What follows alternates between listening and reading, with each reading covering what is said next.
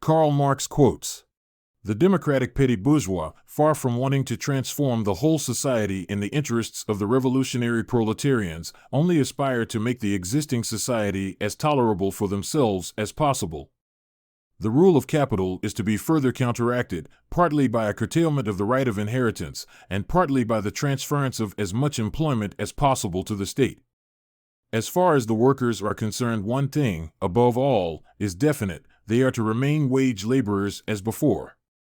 However, the democratic petty bourgeois want better wages and security for the workers. In short, they hope to bribe the workers." Hegel remarks somewhere that all great world historic facts and personages appear, so to speak, twice. He forgot to add, the first time as tragedy, the second time as farce.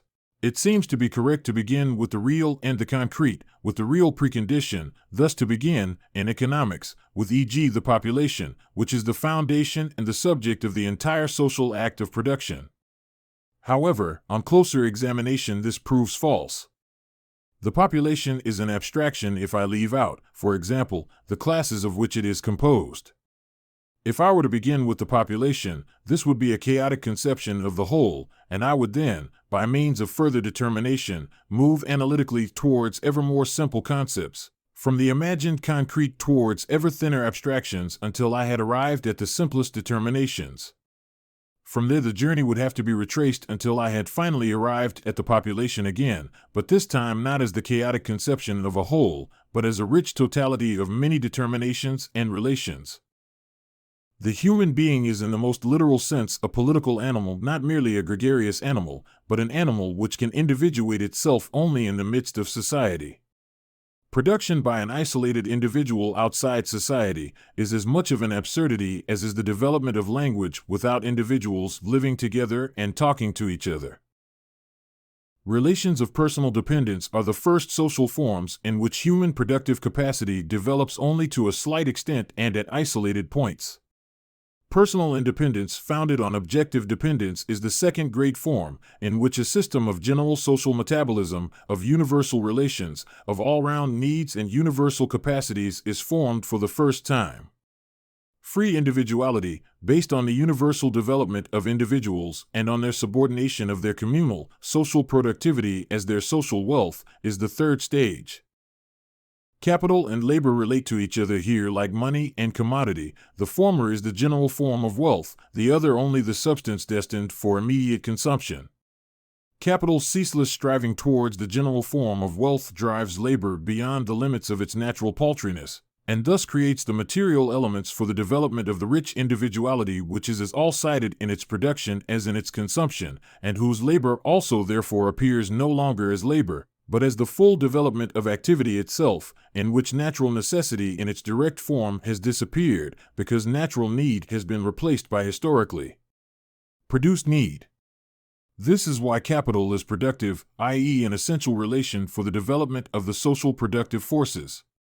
It ceases to exist as such only where the development of these productive forces themselves encounters its barrier in capital itself. For example, when the peasant takes a wandering tailor, of the kind that existed in times past, into his house, and gives him the material to make clothes with. The man who takes the cloth I supply to him and makes me an article of clothing out of it gives me a use value. But instead of giving it directly in objective form, he gives it in the form of activity. I give him a completed use value, he completes another for me. The difference between previous, objectified labor and living, present labor here appears as a merely formal difference between the different tenses of labor, at one time in the perfect and at another in the present. At a certain stage of development, the material productive forces of society come into conflict with the existing relations of production, or, this merely expresses the same thing in legal terms, with the property relations within the framework of which they have operated hitherto. From forms of development of the productive forces these relations turn into their fetters. Then begins an era of social revolution. The changes in the economic foundation lead sooner or later to the transformation of the whole immense superstructure. No social order is ever destroyed before all the productive forces for which it is sufficient have been developed, and new superior relations of production never replace older ones before the material conditions for their existence have matured within the framework of the old society. Mankind thus inevitably sets itself only such tasks as it is able to solve, since closer examination will always show that the problem itself arises only when the material conditions for its solution are already present or at least in the course of formation. A philosopher produces ideas, a poet poems, a clergyman sermons, a professor compendia, and so on. A criminal produces crimes. If we take a closer look at the connection between this latter branch of production and society as a whole, we shall rid ourselves of many prejudices. The criminal produces not only crimes, but also criminal law, and with this also the professor who gives lectures on criminal law, and in addition to this the inevitable compendium in which this same professor throws his lectures onto the general market as commodities.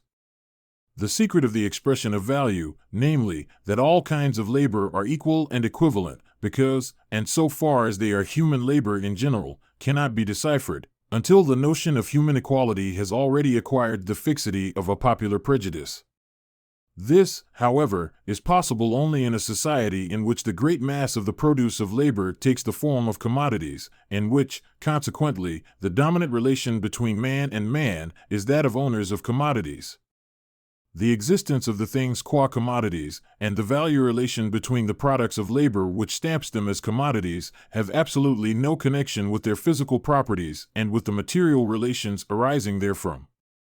There it is a definite social relation between men that assumes, in their eyes, the fantastic form of a relation between things.